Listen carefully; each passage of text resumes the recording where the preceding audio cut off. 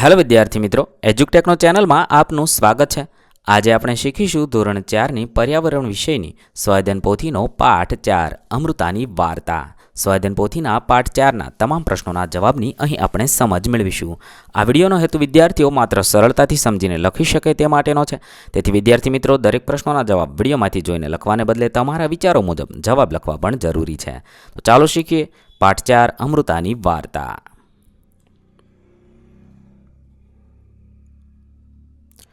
અહીંયા પ્રશ્ન નંબર 1 નીચેના પ્રશ્નોના જવાબ લખો। સવાલ નંબર 1, તમારી શાળામાં જે વૃક્ષના થડ જાડા હોય તેવા વૃક્ષના નામ લખવાના છે। મારી શાળામાં લીમડો અને આસવપાલવના વૃક્ષના થડ જાડા છે। તમારે તમારી શાળાની વાત લખવાની છે। 2, તમારા ગામમાં જે વનસ્પતિના વધારે વૃક્ષ હોય તેવી વનસ્પતિના નામ મેળવીને લખવાના છે।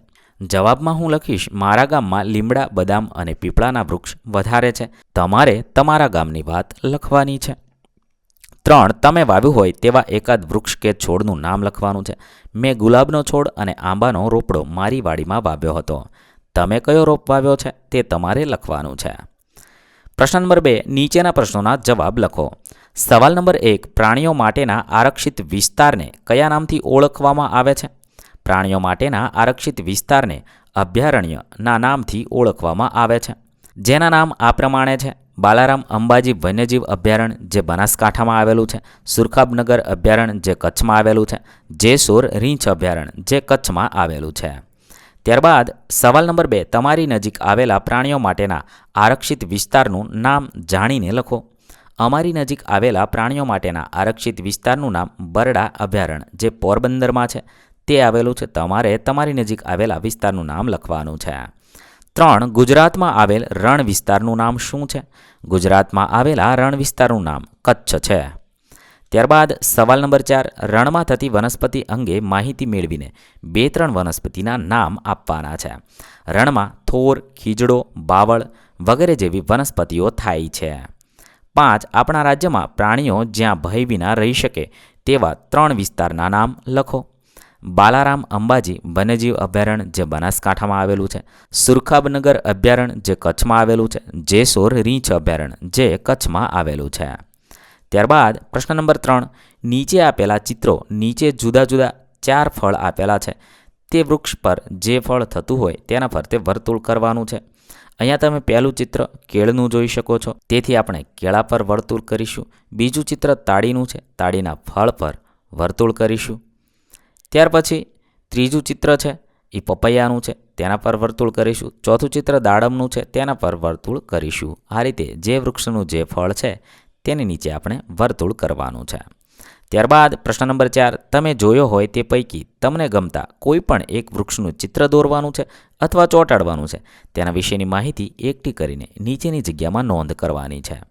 મેં તો આંબો જોયો છે, આંબા વિશે આપણે નોંધ કરીશું। તમને મનગમતા કોઈ પણ ઝાડ વિશે તમે લખી શકો છો। તે વૃક્ષનું નામ તો આંબો છે। આ વૃક્ષને કેવા રંગના ફૂલ આવે છે? આછા પીળા અથવા સફેદ રંગના ફૂલ આવે છે। પહેલાં લીલા હોય છે, પછી તે રંગ પરિવર્તન કરે છે। 3, આ વૃક્ષના ફળ કયા નામથી ઓળખાય છે? તો કેરી। 4, તેના પાંદડા કયા મહિનામાં ખરી પડે છે? તો પાનખર ઋતુમાં। 5, આ વૃક્ષ પર કઈ ઋતુમાં ફળ આવે છે? તો ઉનાળામાં આવે છે। આ વૃક્ષના ફળોનો સ્વાદ કેવો હોય છે? ખાટો મીઠો। આ વૃક્ષનું થડ તમારી બાથ કરતાં મોટું છે કે નાનું? મોટું છે। આ વૃક્ષના પાંદડાનો આકાર કેવો છે? લંબગોળ છે। આવી રીતે તમે જે વૃક્ષનું ચિત્ર દોરો છો તેના વિશે અહીંયા લખવાનું છે, ફક્ત આંબા વિશે લખવાનું નથી। ત્યારબાદ પ્રશ્ન નંબર 5, નીચેની શક્યતાઓ પર તમારા મુક્ત વિચાર રજૂ કરો। 1, પૃથ્વી પર એક પણ વૃક્ષ ન હોય તો? પૃથ્વી પર એક પણ વૃક્ષ ન હોય તો પૃથ્વીને ઘણી મુશ્કેલીનો સામનો કરવો પડે, જેમ કે પૃથ્વી પર વરસાદ પડવાનું સ્તર નહિવત થઈ જાય, જેના કારણે મનુષ્યોને ખોરાક પ્રાપ્ત કરવામાં મુશ્કેલી થાય છે। વનસ્પતિ ન હોવાથી પૃથ્વી પરની હવામાં ભેજ રહેતો નથી અને સાથે સાથે ગરમીનું પ્રમાણ વધે છે। આપણને વનસ્પતિમાંથી જે જરૂરી લાકડું અને ઔષધિ મળવી જોઈએ તે પ્રાપ્ત થતી નથી। ત્યારબાદ વૃક્ષો પૃથ્વી પરનો કાર્બન ડાયોક્સાઇડ લઈને આપણને ઓક્સિજન પૂરો પાડે છે। જો વૃક્ષો ન હોય તો ઓક્સિજન પણ મળી શકતો નથી અને આપણે જીવન જીવવા માટે મુશ્કેલીઓનો સામનો કરવો પડે છે તથા પૃથ્વી પરનું જીવન ખોરવાઈ શકે છે। પશુ પક્ષીઓનું જીવન પણ મુશ્કેલીમાં મુકાઈ જાય અને તેમને ખોરાક મેળવવામાં મુશ્કેલી થઈ શકે છે. આમ વૃક્ષો આપણા જીવનમાં ખૂબ મહત્ત્વ ધરાવે છે. જો વૃક્ષો ન હોય તો પૃથ્વી વીરાન બની શકે છે. સવાલ નંબર 2, પૃથ્વી પર એક પણ પ્રાણી જ ન હોય તો? પૃથ્વી પર એક પણ પ્રાણી જ ન હોય તો આપણને મળતી પ્રાણીજન્ય વસ્તુઓ જેવી કે દૂધ, માખણ, ઈંડા, માંસ વગેરે પ્રાપ્ત થઈ શકતું નથી. જે પ્રાણીઓનો ઉપયોગ આપણે ભાર વહન અને મુસાફરી માટે કરીએ છીએ તેનો લાભ મેળવી શકતા નથી.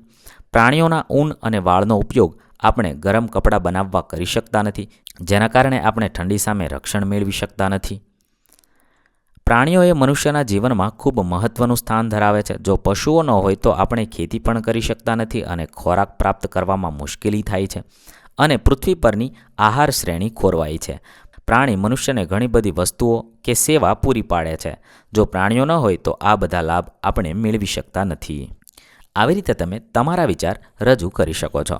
વિદ્યાર્થી મિત્રો, અહીં આપણા પાઠ 4ના પ્રશ્નોના જવાબ પૂર્ણ થશે. દરેક પ્રશ્નોના જવાબના વિડીયો આપણી ચેનલ પર ઉપલબ્ધ છે, જે તમે ધોરણ 4 પર્યાવરણની સ્વાધ્યાયન પોથી નામના પ્લેલિસ્ટમાંથી મેળવી શકો છો. પ્લેલિસ્ટની લિંક વિડીયોના ડિસ્ક્રિપ્શનમાં પણ આપેલી છે. થેન્ક યુ દોસ્તો. એજ્યુકટેકનો ચેનલ તરફથી વિડીયો નિહાળવા બદલ આપનો આભાર. આવા બીજા વિડીયોઝ નિહાળવા માટે અમારી યુટ્યુબ ચેનલ એજ્યુકટેકનો અત્યારે જ સબસ્ક્રાઇબ કરો. આભાર દોસ્તો.